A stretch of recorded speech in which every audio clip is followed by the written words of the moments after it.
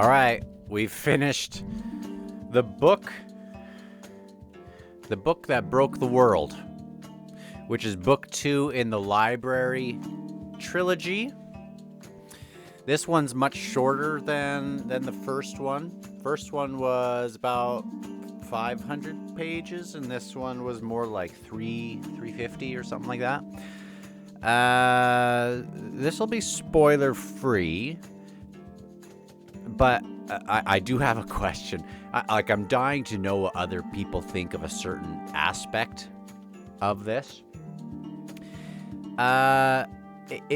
In general, like if this would have been the introduction to the series, I might have DNF'd it because I just it's not as. It just doesn't have the same hooks as the first book did. I mean, it rides on some of the momentum of the first book, but a lot of book 2 is, dealing with the aftermath of book 1. And a part of the fun of book 1 is this library and learning about, kind of this student, this librarian aspect of learning about the library. And in book 2, we just kind of don't have that. And we don't get another sort of thing in its place at the start of the book. It seems almost like this is more of a tack on afterwards. Now, that being said, there are some things that I really, really, really liked about this book. There were times where I was very shocked, in a good way, where it built upon the things from book 1 and then things that I definitely didn't see coming.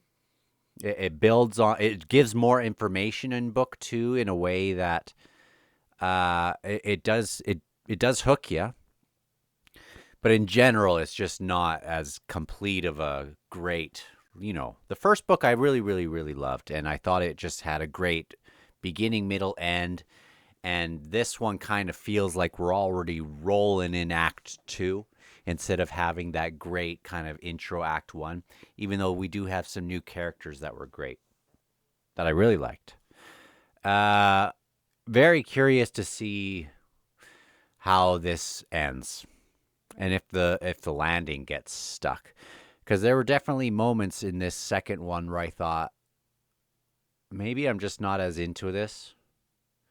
It just wasn't as much of a page turner, right? But we'll see. We'll see how it goes. Now, the very end of this book. If you've read book 1, this won't be like a spoiler because it would be the same question at the end of book 1. But I should bring it up. Wolf Boy Avar, however you. There's a Wolf Boy guy, really tall, like 7 feet tall, and then a human girl. And throughout this, we have these different romances. We have this romance thing happening, and at the end of book 1, it's like, ugh. I don't know. I felt that when I realized that, in book 1, they're making out and they talk about this tongue and stuff. And then when you find out that that's a wolf boy, it's like, ew, dude. I thought that was just going to be the end of it. Like, okay, well, this is going to be more of a platonic relationship or whatever. Nope. And in book 2, it talks about his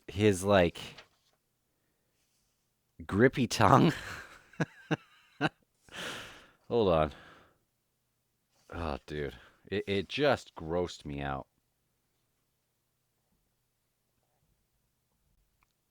His tongue had a taste to it, but she liked it. And it was rougher than a man's tongue. It's like, are we into this? I understand like the interracial kind of play of not othering others, but like this isn't, interracial in the sense of like Uhura kissing Captain Kirk here.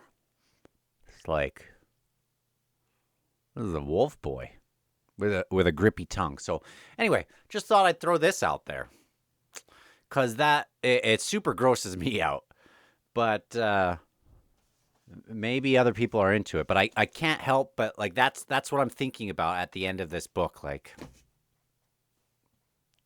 did that like was that gross, or are we into it? So anyway, I'll be there for book 3.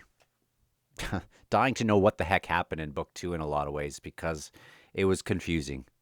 It was a little bit more confusing than book 1 to me.